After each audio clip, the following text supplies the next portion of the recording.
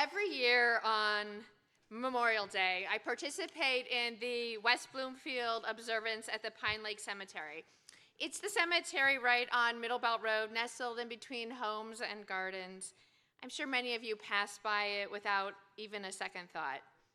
And even though it's not a Jewish cemetery, I'm particularly connected to it because the people buried there are my neighbors. I literally live on the other side of the fence.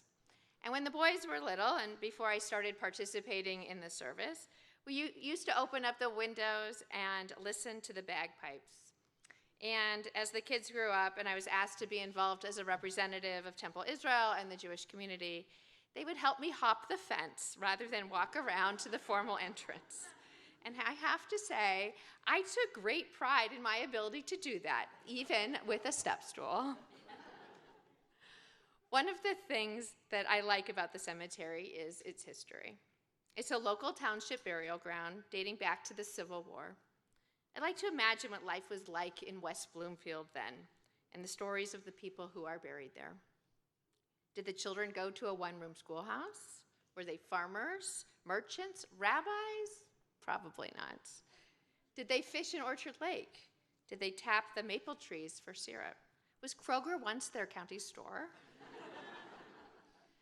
Certainly, from their time to ours, so much has changed, and yet so much has stayed the same. They were families like us, living in the same neighborhood, with the same goals of providing for each other and surviving the Michigan winters. But standing in the cemetery on Monday, with the graves marked with American flags, highlights their sacrifice and brings world issues home, literally. And with each passing year that I've been a part of the ceremony, I've learned how war has touched our community. Each service has a theme and highlights one specific person who is buried there. This year, it was Dorothy Anderson, and the theme was acknowledging those who answered yes to the ultimate call of service. We learned how Dorothy enlisted in the Women's Army Corps in 1944. She was 29 years old and married, which was very unusual for the time because most women who enlisted were usually younger than 25 and single. Dorothy had medical training and was likely a perfect candidate for the medical branch.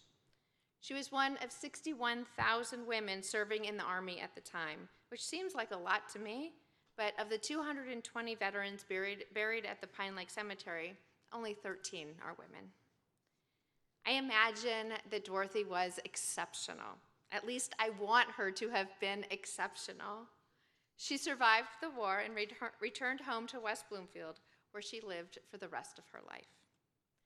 This is the information that they shared with us on Monday, and I tried to find out more, but this is all I know. I've been thinking about Dorothy in that service all week long, and particularly its theme. I even brought it to our Rosh Chodesh group, asking them to reflect upon when they said yes to service, when, where, and why. There were a variety of answers, including stepping up to serve for family or community, for temple, and for faith. For almost everyone, it was simply a matter of having been asked. It hardly mattered what it was, simply that someone thought enough of them. Sunday night is confirmation, and Erev Shavuot, when we commemorate the receiving of Torah on Mount Sinai, and how the Israelites answered yes when asked. In a children's telling of a midrash based on that moment, God actually offers the commandments to each of the peoples of the earth. God goes to Edom and says, "Will you accept my Torah?" Well, they respond, "It depends on what it says." "Well, one commandment is you cannot steal," replied God.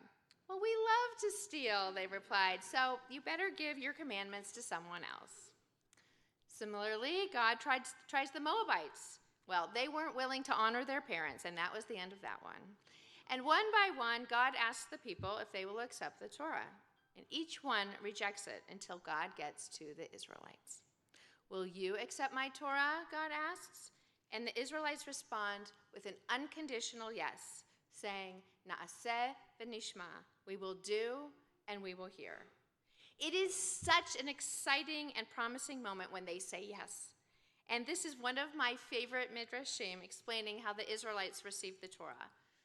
But it is a slightly odd turn of phrase that the rabbis struggle with. The Israelites say, na'aseh, we will do, v'nishma, and then we will hear all about it, meaning they accept without even knowing what it entails. Really, who takes on a responsibility as serious as Torah without knowing what it's all about?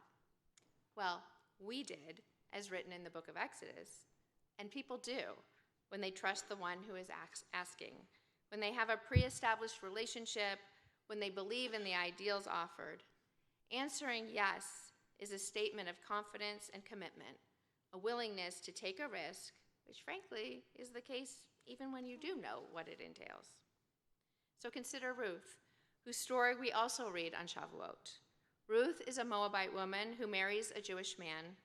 After he dies, her mother-in-law Naomi decides to return home because the famine that had brought her to Moab has abated, not to mention that she has lost her husband and both of her sons. She tells Ruth to return to her family, but Ruth won't let her go along and responds with these well-known words, "Where you go, I will go. Where you lodge, I will lodge. Your people will be my people, and your God, my God. Where you die, I will die, and there I will be buried." I love Ruth. She shows unconditional love and trust. She doesn't really know what awaits her, but she is willing to take the risk. And it turns out great for her. Of course it does. It's the book of Ruth. But not so great for her sister-in-law Orpah, who chooses to return home. And I have a lot to say about her, but that is a sermon for another time, and I promise that I will give it soon. It is because of Ruth's deep devotion that we read her story at the same time that we accept the Torah on Shavuot. Ruth is the first person to choose Judaism as her own faith. She becomes the great-grandmother of King David. She is a model for what it means to say yes. But it doesn't come without risk, and it's not easy. Her story gets very complicated and sometimes very uncomfortable. But it's a journey that's actually quite similar to this week's Torah portion Bamidbar, when the Israelites set out on their 40-year trek to the Promised Land. Having experienced the heights of Sinai, they now get down to business to get organized for their trip. Each member of the tribe is counted, and everyone has a role, from who will protect the camp to who will carry the tent of meeting with all its different parts and decorations. And the portion reminds us that saying yes means agreeing to the great, big, important moments like Sinai and dealing with the ordinary tasks of life and service. And both are important. When I celebrated my confirmation, my rabbi had renamed our service Covenant Renewal. It was an opportunity as a teenager who knew her own mind to actively and intentionally renew the covenant that was made for her in childhood, reminding her that receiving the Torah is a reoccurring act that we create every year on Shavuot and every day as we make the decision to be active Jews and renew our covenant with God. So it begs the question, how can we say yes today? How will we renew our covenant this year? Well, I believe that it is by belonging to a community, by showing up and being present, by supporting each other, by acts of tikkun olam, and by making a difference in our world. Because saying yes with devotion, commitment, and covenant is what it means to be a Jew. So, as we have just observed Memorial Day, as we read Parshat Bamidbar, the Shabbat, and as we are about to celebrate Shavuot, may we celebrate our yeses and continue to say yes with courage, like Dorothy Anderson, yes with faith and willingness to engage in the community like the Israelites, and yes with trust and devotion like Ruth. And may our yeses carry us forward through the wilderness, though hopefully it won't take 40 years, and carry us all the way to the Promised Land. Ken Yehi Ratzon, may this be God's will, as together we say, Amen.